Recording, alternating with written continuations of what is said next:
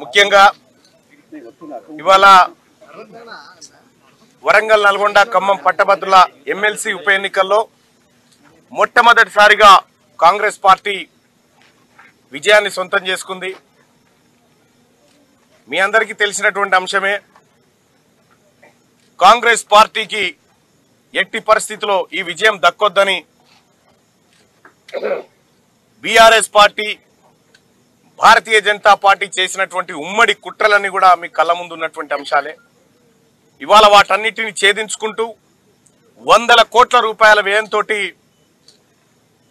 కాంగ్రెస్ పార్టీని దెబ్బ కొట్టాలని చూసినటువంటి శక్తులన్నింటినీ చీల్చుకుంటూ ఛేదించుకుంటూ ఇవాళ ప్రజల మన్ననలు పొందుతూ కాంగ్రెస్ పార్టీ జెండాను ఇక్కడ పాతడం జరిగింది.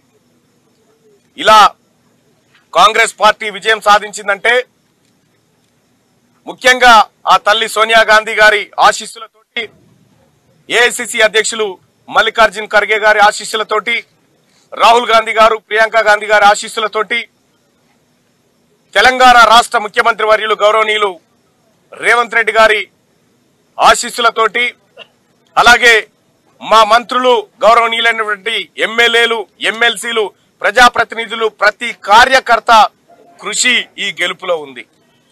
అలాగే కాంగ్రెస్ పార్టీకి అండగా నిలబడినటువంటి మిత్రపక్షాలుగా ఉన్నటువంటి ఇండియా కూటమి పార్టీలకు, వివిధ టీచర్ల సంఘాలకు, ఉపాధ్యాయ సంఘాలకు, ఎన్జిఓలకు, టిఎన్జిఓలకు, నిరుద్యోగ ప్రైవేట్ టీచర్స్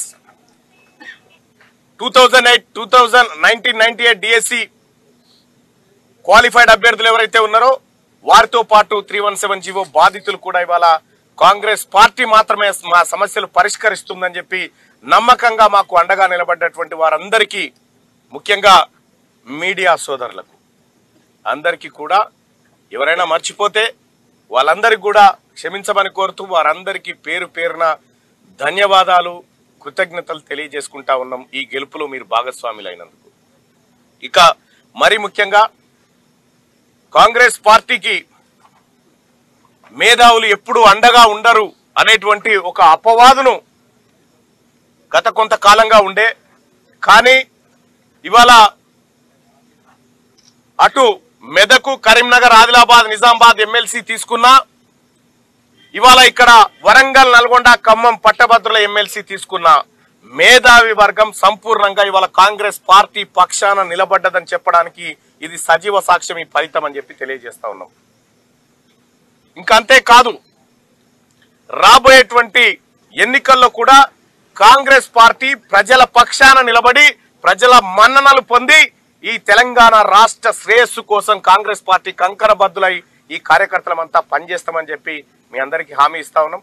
ప్రజలకు ఏ హామీలైతే మేము ఇవ్వగలిగినామో సాధ్యమైనటువంటి ప్రతి హామీని కూడా నెరవేర్చడం కోసమే కాంగ్రెస్ పార్టీ ముందుకు పోతుంది, మేమందరం ముందుకు పోతామని చెప్పి మీ అందరికీ తెలియజేసుకుంటూ, నాకు 10 ఏళ్ల కాలం పాటు చేసినటువంటి పోరాటానికి ఇవాళ నాకు అండగా నిలిచినటువంటి నా అన్నలందరూ, ఎమ్మెల్యేలందరూ, మంత్రులందరూ, ముఖ్యంగా ముఖ్యమంత్రి రేవంత్ రెడ్డి గారు, వీళ్ళందరికీ గెలిచినటువంటి గౌరవ ఎంపీలకు కానీ, మొన్న గెలిచినటువంటి ఎంపీలకు కానీ అందరికి కూడా మరొకసారి కృతజ్ఞతలు తెలియజేస్తా ఉన్నా.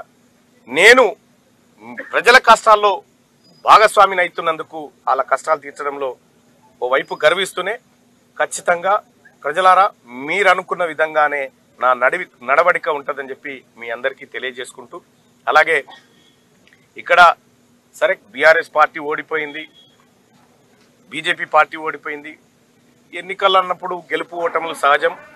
వాళ్ళకు కూడా మరోసారి మంచి అవకాశాలు రావాలని కోరుకుంటా ఉన్నాం. ఈసారికి మాత్రం కాంగ్రెస్ పార్టీదే ఈ సీట్ అని చెప్పి ప్రజలు తీర్పునిచ్చారు కాబట్టి ప్రజలు ఇచ్చినటువంటి ఈ గౌరవాన్ని నెత్తికెక్కించుకోకుండా ఖచ్చితంగా ఒక బాధ్యతాయుతంగా పనిచేస్తామని చెప్పి తెలియజేసుకుంటూ, ఈ ఎన్నికల్లో పాల్గొన్నటువంటి సిబ్బందికి అందరికి కూడా ధన్యవాదాలు తెలియజేస్తాం.